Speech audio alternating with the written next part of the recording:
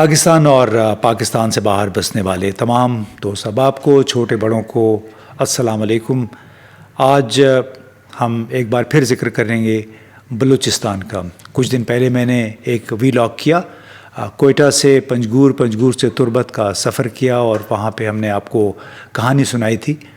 کہانی کیا بلکہ جو وہاں پہ حقیقت حال ہے وہ آپ کو سنائی کہ کس طرح اسمگلنگ کا دھندا وہاں پہ جاری ہے۔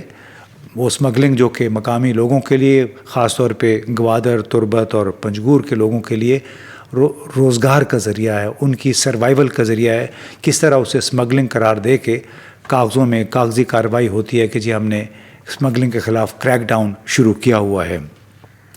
یہ تینوں نام جو میں نے لیے، تربت، پنجگور، گوادر، مکران ڈویژن کا حصہ ہیں۔ ایران سے ان کی سرحدیں ملتی ہیں، اور یہ وہ علاقہ ہے جو کہ بلوچ علیحدگی پسندوں کی شورش کی وجہ سے بڑا، اس کو کہتے ہیں ڈسٹرب علاقہ ہے، یعنی آفت زدہ تو نہیں کہیں گے لیکن ڈسٹرب علاقہ ہے، متاثرہ ہے، شورش سے متاثرہ ہے، اور اس میں باقاعدہ ایک انسرجنسی چل رہی ہے۔ اس انسرجنسی کا مرکز یا اس کا جو فوکس ہے وہ سیکیورٹی فورسز ہیں، چاہے ملٹری ہے، چاہے ہمارے پیرا ملٹری ہے، ایف سی ہے، یا پھر لیویز ہیں۔ اس سال بھی اب تک کوئی 340 کے قریب افراد بلوچستان میں تشدد کا نشانہ بنے ہیں، اور اس میں کم از کم 110 شہادتوں کا تعلق وہ پاکستانی کی فوج، لیویز اور فرنٹیئر کور سے ان لوگوں کا تعلق ہے۔ مختلف علاقوں میں یہ سیکیورٹی فورسز کے خلاف کیمپین جاری ہے۔ ہر روز تقریباً 1-2 شہادتوں کی خبر ہمیں آتی ہے، اور اسی وجہ سے یہاں پہ ان علاقوں میں عام طور پہ آمد و رفت کا سلسلہ عام لوگوں کا، اور خاص طور پہ بلوچستان سے باہر کے لوگوں کا بہت کم ہے۔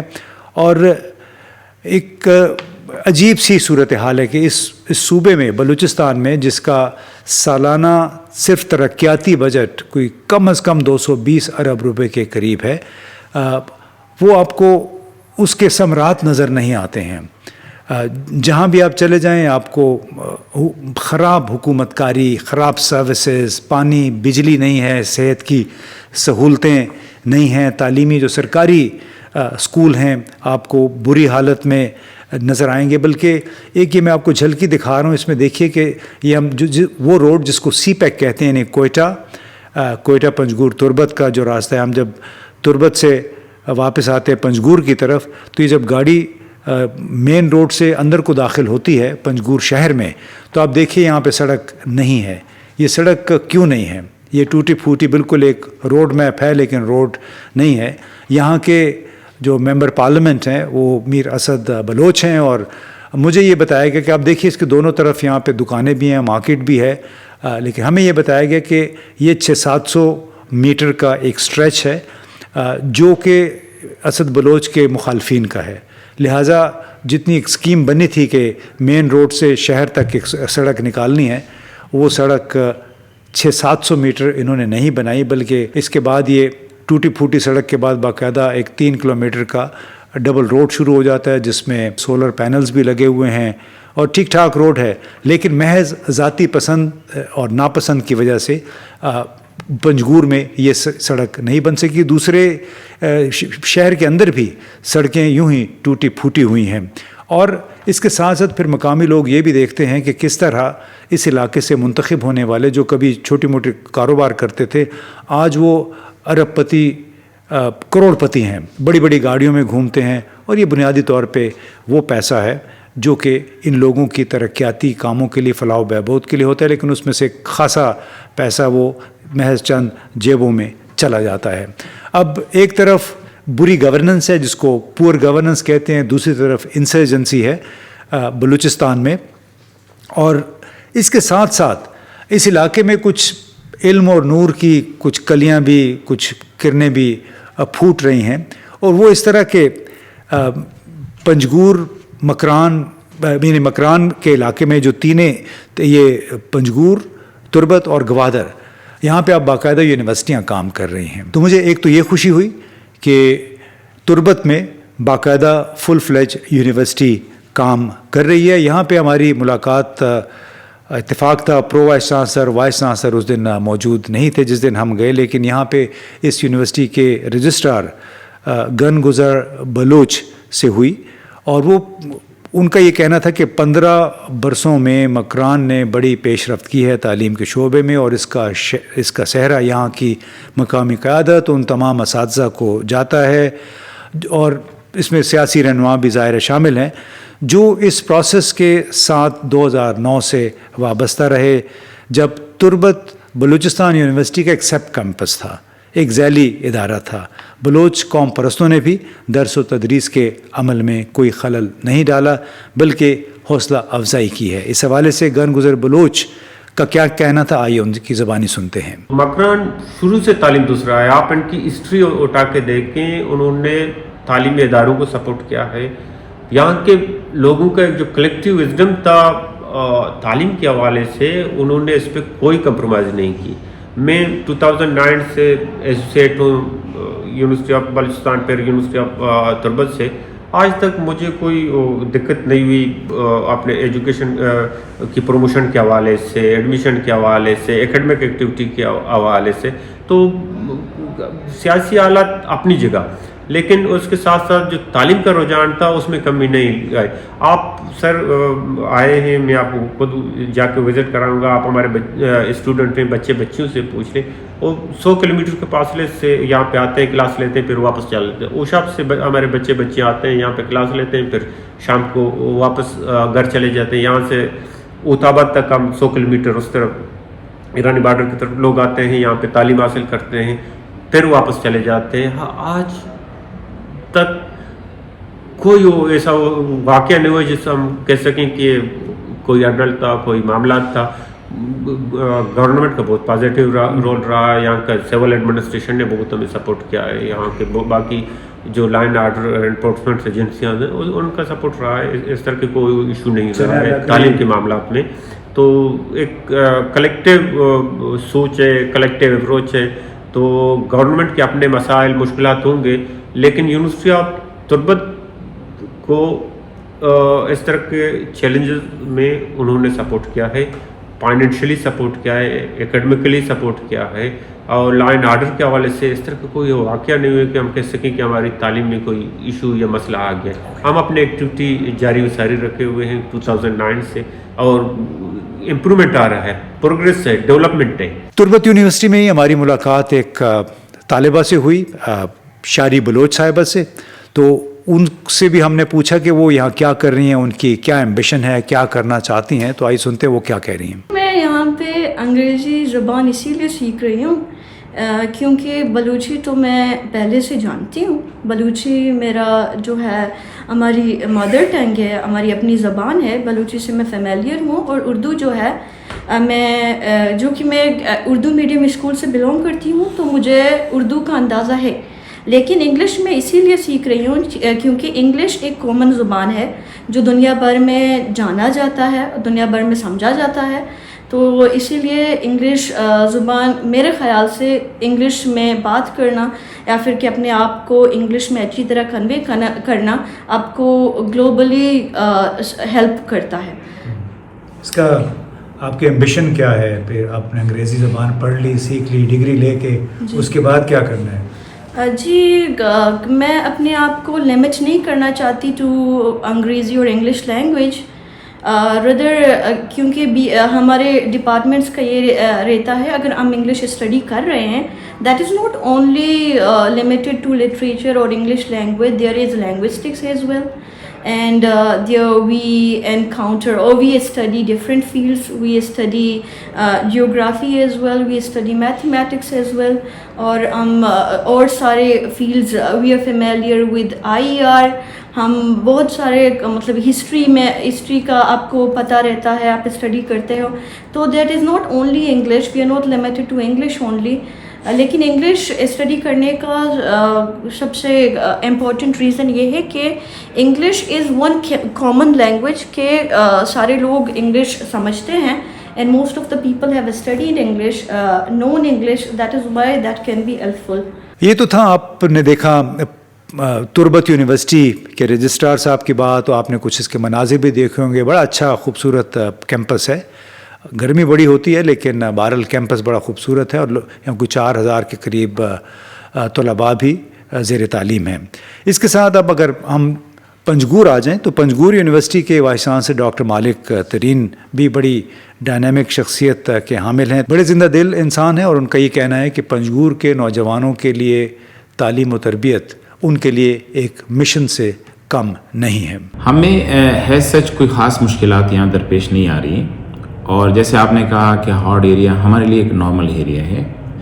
نارملی جرنلز جو باقی یونیورسٹیوں میں تھوڑی بہت مشکلات ہوتی ہے اسی طرح سے کچھ مشکلات ہمیں بھی شاید پیش آ رہی ہو.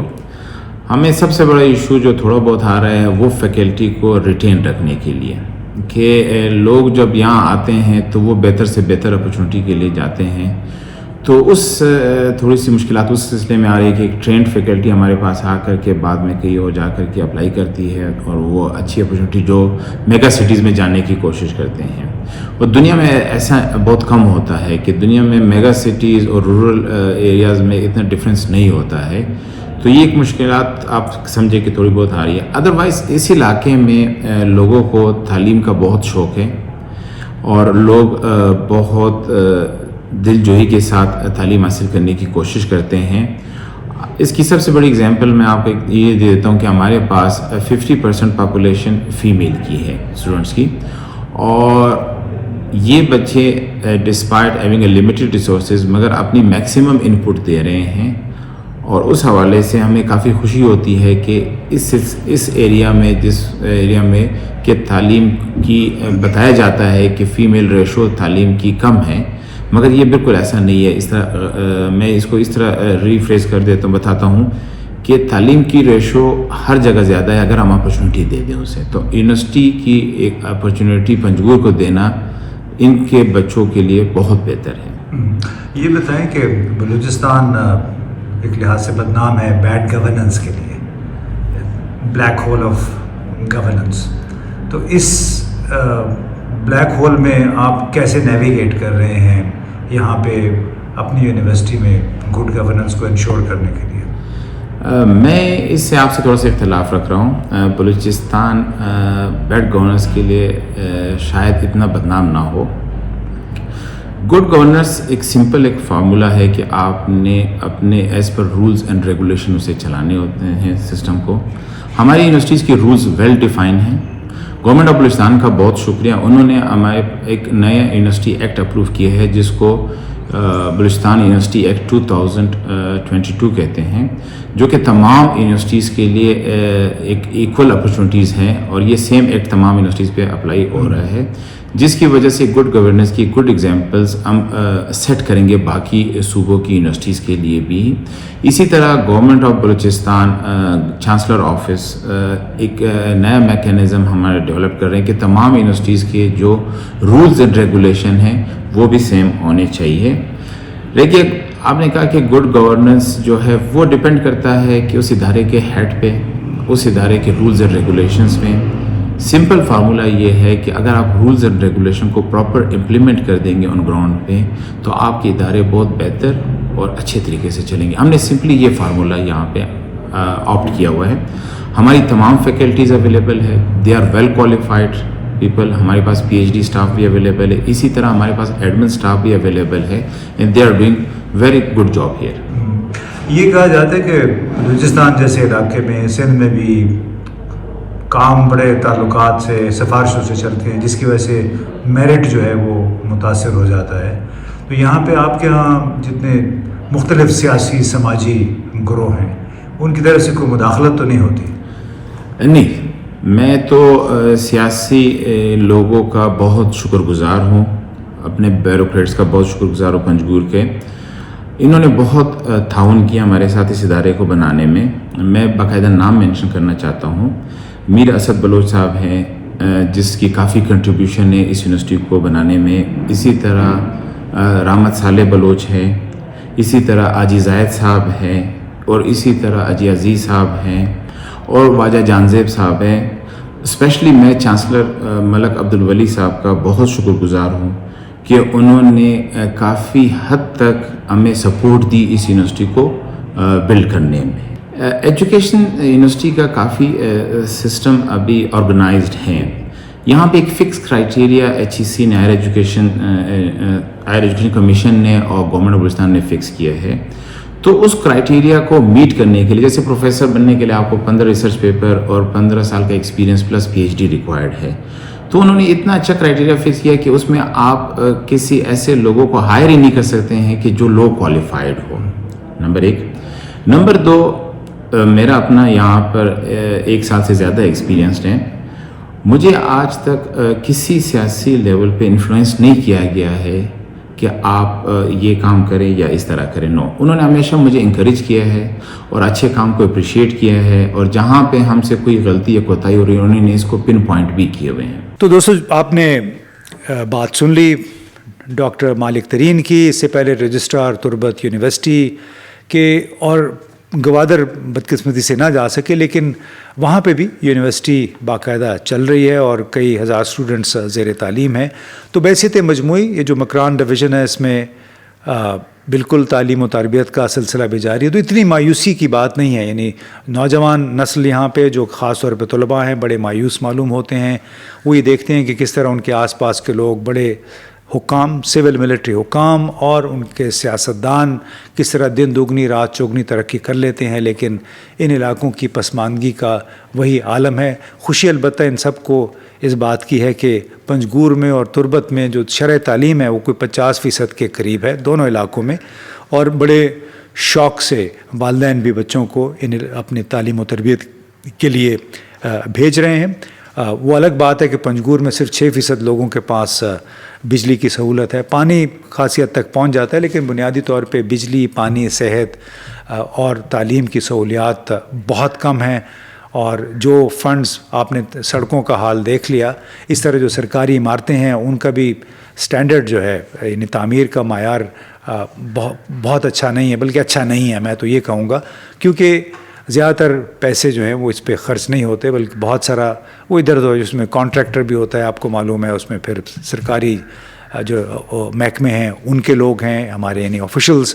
اس کے ساتھ ساتھ پھر جو متعلقہ علاقے کے سیاستدان ہیں، ظاہر اس کا بھی ان میں تھوڑا بہت حصہ تو ہوتا ہوگا، کیونکہ آخر انہوں نے بھی آئندہ الیکشن کے لیے تیاری کرنی ہوتی ہے. تو ایک بڑا میں نے سوچا کہ ایک مختصر سا آپ کو خاکہ پیش کروں کہ بلوچستان، جس کو ہم بلیک ہول بھی کہہ سکتے ہیں، یہ بری حکومت کاری کا اور فائنینشیل مس مینجمنٹ کا، کرپشن کا ایک لحاظ سے ایک بلیک ہول ہے، ایک اندھا کنواں ہے جس میں وسائل جاتے ہیں اور زیادہ تر وسائل اس میں غائب ہو جاتے ہیں. غائب کس پہ ہوتے ہیں؟ وہ اشرافیہ پہ، اس اشرافیہ پہ جو پاکستان کا میں محض 1 یا 2% ہے، اور جس کے بارے میں ورلڈ بینک کی رپورٹ میں کہا گیا تھا کہ یہ ہر سال کم از کم $17 ارب کا ٹیکہ لگاتے ہیں پاکستان کے عوام کو. بہت بہت شکریہ.